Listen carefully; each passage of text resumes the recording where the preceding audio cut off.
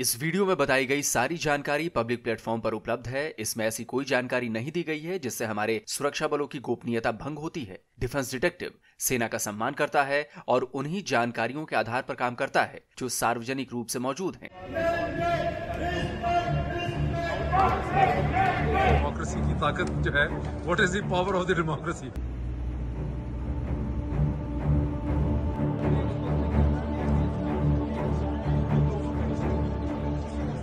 आज पाकिस्तान ही पाकिस्तान के खिलाफ खड़ा है। आज पाकिस्तानी ही पाकिस्तान के खिलाफ खड़े हैं। पाकिस्तानियों ने अमेरिका में पाकिस्तान के खिलाफ मोर्चा खोल दिया है। अब ये नारे सुनाए ना मैंने आपको, ये प्रोटेस्ट और ये एजिटेशन की तस्वीरें मैंने दिखाई आपको, ये सब उसी का हिस्सा है जहां पर पाकिस्तानी ही पाकिस्तान के खिलाफ खड़े हैं।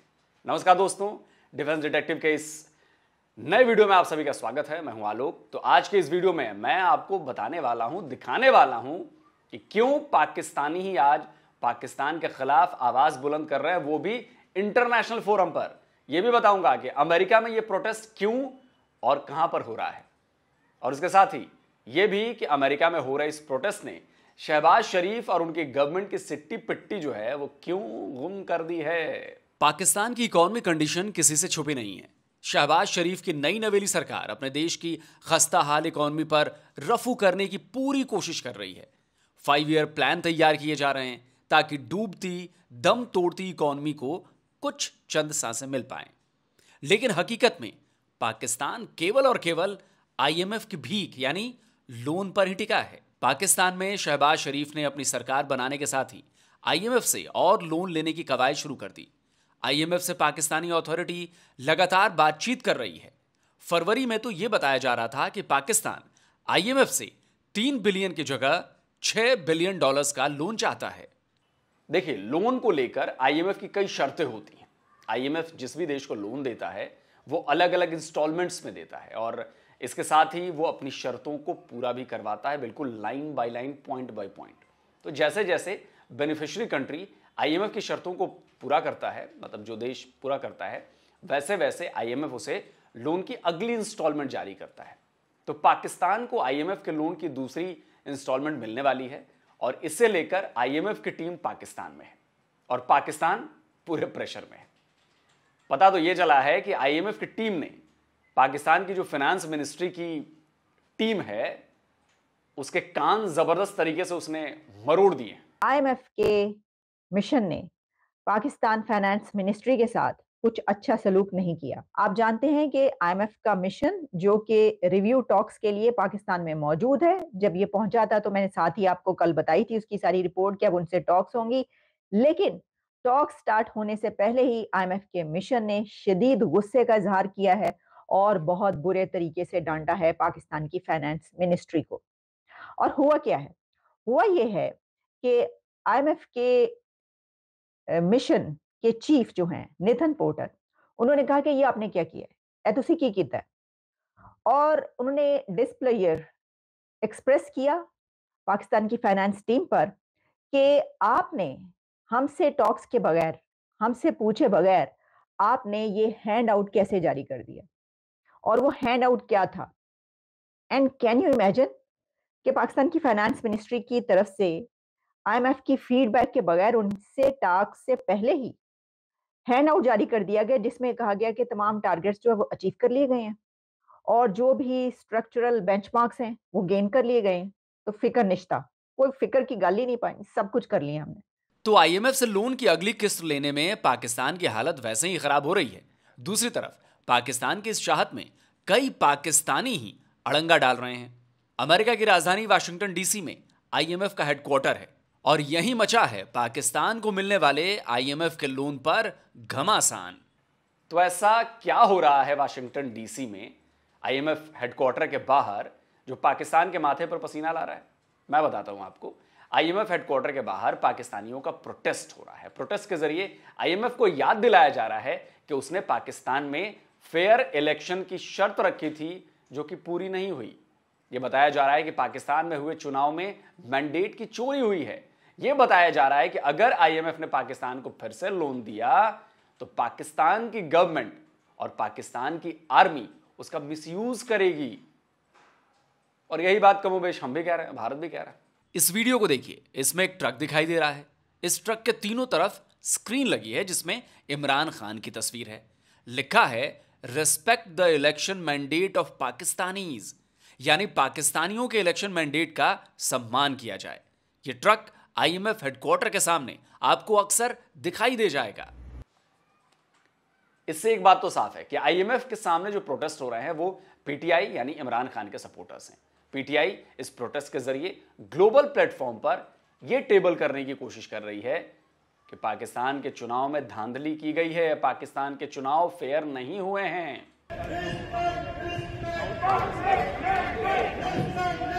पीटीआई यूएसए ने इस प्रोटेस्ट को ऑर्गेनाइज किया था। इस वीडियो को देखिए, इसमें कई पीटीआई सपोर्टर्स आईएमएफ के हेडक्वार्टर के बाहर खड़े हैं। उनके हाथों में पाकिस्तान का झंडा है और वो बता रहे हैं कि चुनाव में कैसे धांधली की गई और पीटीआई को कैसे हराया गया। Moeed Pirzada American based Pakistani journalist हैं, वाशिंगटन डीसी में रहते हैं। उन्होंने इस प्रोटेस्ट के पहले वीडियो बनाकर बताया था कि ये प्रदर्शन क्यों किया जा रहा है। पाकिस्तानी कम्युनिटी जो है वाशिंगटन में अब से थोड़ी देर में, कह लें घंटे के अंदर अंदर, आईएमएफ का जो हेडक्वार्टर्स है इंटरनेशनल मॉनेटरी फंड का, उसके बाहर पाकिस्तानी कम्युनिटी मुजाहरा कर रही है आईएमएफ को ये बावर करवाने के लिए, ये इम्प्रेस अपॉन करने के लिए कि आप पाकिस्तान को ज़रूर पैसे दें।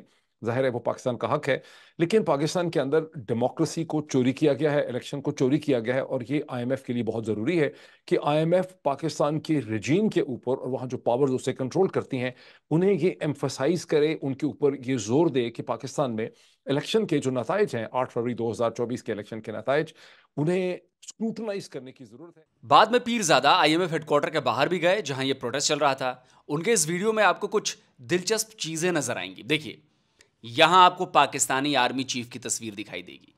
आसिम मुनीर की 2 तस्वीरें हैं जबकि जनरल बाजवा की 1। आसिम मुनीर की तस्वीर पर क्या लिखा है देखिए जरा। लिखा है an evil man will burn his own nation to the ground to rule over.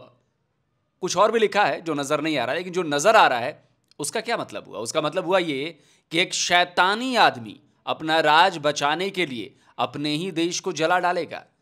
अब जनरल बाजवा की तस्वीर पर क्या लिखा है वो भी देखिए। लिखा है वांटेड फॉर हाई ट्रीजन, यानी भयंकर राजद्रोह के लिए वांटेड, यानी जनरल बाजवा को देशद्रोही करार दिया गया, भाई गद्दार करार दिया गया। यानी पाकिस्तान में जो कुछ भी हो रहा है लोग उसके पीछे आसिम मुनीर और बाजवा जैसे आर्मी चीफ को जिम्मेदार मानते हैं। अभी रमजान का महीना चल रहा है तो आईएमएफ के बाहर इन प्रदर्शनकारियों ने इफ्तार का भी आयोजन किया था। इस बारे में अपने वीडियो में मोईद पीरजादा क्या कह रहे हैं जरा सुन लीजिए। इसमें कीजिए कि ये आईएमएफ के दफ्तर के बाहर गुज़श्ता कई घंटों से पाकिस्तानियों ने पड़ाव डाला हुआ है और अब इफ्तारी का भी सारा सामान यहाँ पे इकट्ठा कर दिया है। यही सीन अगर इस्लामाबाद में होता है इलेक्शन कमीशन के दफ्तर के बाहर, अब तक दहशतगर्दी में सारे हम गिरफ्तार हो गए होते और हमारे घर वालों को भी पकड़ लेना था, मारना अलग था, केसेस और पर्चे अलग कर देने थे। ये देखें डेमोक्रेसी की ताकत जो है, what is the power of the democracy. ये आईएमएफ का हेड ऑफिस है, ये उसके बाहर देखिए इफ्तारी का सामान पड़ा है और ये यहाँ पे पुलिस खड़ी है। ये सारी कोई किसी को नहीं पूछ रहा। ये आईएमएफ के दफ्तर के बाहर का सीन है। शाम इफ्तारी का वक्त जो है ये हो चुका है और ये सामने जो ऑफिस है जो अब आपको नजर आएगा, ये वर्ल्ड बैंक के ऑफिस है। वहां से भी लोग आके पूछ रहे हैं 4 घंटे से। वो पुलिस खड़ी सिर्फ आइए, चूंकि परमिशन दी हुई है, ये पुलिस की गाड़ियां 3 खड़ी हैं। इसे कहते हैं the power of the democracy. सभी प्रदर्शनकारी आईएमएफ की बिल्डिंग के ठीक बाहर ही जमीन पर दरी बिछाकर बैठ गए और इफ्तार किया। वाशिंगटन डीसी में आईएमएफ के हेडक्वार्टर के बाहर पाकिस्तान के खिलाफ प्रोटेस्ट ने आईएमएफ पर ही सवाल खड़े कर दिए। सवाल यह है कि आईएमएफ की उन शर्तों का क्या हुआ जिसमें उसने पाकिस्तान में अनबायस्ड फेयर इलेक्शन की बात कही थी। लेकिन दुनिया ने देखा कि पाकिस्तान में फरवरी में हुए इलेक्शन में ना केवल धांधली की सारी हदें पार कर दी गईं, बल्कि जीते हुए कैंडिडेट्स को भी हारा हुआ साबित कर दिया गया। ऐसी ही धांधली के बाद पाकिस्तान में शहबाज शरीफ जो हैं उन्होंने अपनी नई सरकार बना ली है, पीएम बन गए हैं। इसी धांधली की वजह से पीटीआई लीडर और फॉर्मर पीएम इमरान खान ने भी आईएमएफ को चिट्ठी लिखी थी कि भैया इनको पैसे मत दो। पाकिस्तानी अखबार द एक्सप्रेस ट्रिब्यून की हेडलाइन को देखिए। 23 फरवरी की इस खबर में बताया गया है कि इमरान ने आईएमएफ को लेटर लिखकर यह कहा है कि वो लोन देने से पहले इलेक्शन का ऑडिट करवाए। उन्होंने लेटर में लिखा कि कंट्री के जैसे हालात हैं, अगर इसमें लोन दिया गया तो उसे लौटाएगा कौन? इमरान खान ने यह तब आरोप लगाए थे कि देश की 30% सीटों का ऑडिट होना चाहिए। इमरान के इस लेटर के बाद भी पाकिस्तान में खूब हंगामा मचा था और अब पीटीआई का आईएमएफ हेडक्वार्टर के सामने प्रोटेस्ट भी हंगामे की वजह बन रहा है। जाहिर है आईएमएफ पर भी इसका दबाव तो पड़ ही रहा होगा। हालांकि तब इमरान खान की चिट्ठी पर आईएमएफ ने कोई एक्शन नहीं लिया था, तो डाउट है कि इस प्रोटेस्ट के बाद आईएमएफ पाकिस्तान को दिए जाने वाले लोन को होल्ड करेगा। लेकिन पीटीआई के इस प्रोटेस्ट के बाद पाकिस्तान की शहबाज गवर्नमेंट पीटीआई से चिढ़ गई। इतनी चिढ़ गई कि उसने ऑफिशियली पीटीआई पर ऐसा आरोप लगा दिया जो बाद में झूठा साबित हो गया। पाकिस्तानी अखबार डॉन की इस खबर को देखिए। लिखा है, सरकार ने घरेलू मामलों में ईयू और आईएमएफ को घसीटने के लिए पीटीआई की लानत मलानत की है। अब खलीज टाइम्स का ये ट्वीट देखिए। इसमें लिखा गया है कि पाकिस्तानी इंटीरियर मिनिस्टर अताउल्ला तारड़ ने इमरान खान की पार्टी पर ईयू में पाकिस्तान के जीएसपी प्लस स्टेटस के खिलाफ साजिश रचने का आरोप लगाया है। दोस्तों, पहले ये समझ लीजिए कि ये जीएसपी प्लस है क्या। जीएसपी प्लस यूरोपियन यूनियन का एक ऐसा अरेंजमेंट है जिसमें डेवलपिंग कंट्रीज को सस्टेनेबल डेवलपमेंट और गुड गवर्नेंस के लिए ट्रेड ड्यूटी में छूट दी जाती है। पाकिस्तान को यह सहूलियत हासिल है। तो पाकिस्तानी गवर्नमेंट ने पीटीआई पर आरोप लगाया कि उसने ईयू को जीएसपी प्लस स्टेटस छीन लेने के लिए लेटर लिखा है। लेकिन असल में पाकिस्तानी मिनिस्टर का यह आरोप झूठा था। इसकी पुष्टि खुद ईयू ने की है। लगे हाथों दोस्तों, आपको यह भी बता दूं कि पाकिस्तान को क्यों मैं ये कहता रहता हूं कि पाकिस्तान दुनिया के आगे कटोरा लेकर खड़ा है। देखिए, पाकिस्तानी अखबार डॉन की यह खबर है। 6 जून 2023 की यह खबर बता रही है कि सेंट्रल गवर्नमेंट, जो पाकिस्तानी सेंट्रल गवर्नमेंट है, या कहें कि पाकिस्तान पर जो डेट है यानी कि कर्जा है, वो बढ़कर 58.6 ट्रिलियन पाकिस्तानी रुपया हो गया है। अब आप समझिए जरा इसको। अब जियो न्यूज की दिसंबर 2023 की इस खबर को देखिए। लिखा है, आईएमएफ ने फोरकास्ट यानी भविष्यवाणी की कि पाकिस्तान का कर्ज इसी फिस्कल में बढ़कर 82 ट्रिलियन पाकिस्तानी रुपया हो जाएगा। यानी जून 2023 से दिसंबर 2023 तक पाकिस्तान के कर्ज में करीब 24 ट्रिलियन पाकिस्तानी रुपए की बढ़ोतरी हो गई। तो कर्ज में डूबे पाकिस्तान की अभी क्या हालत है?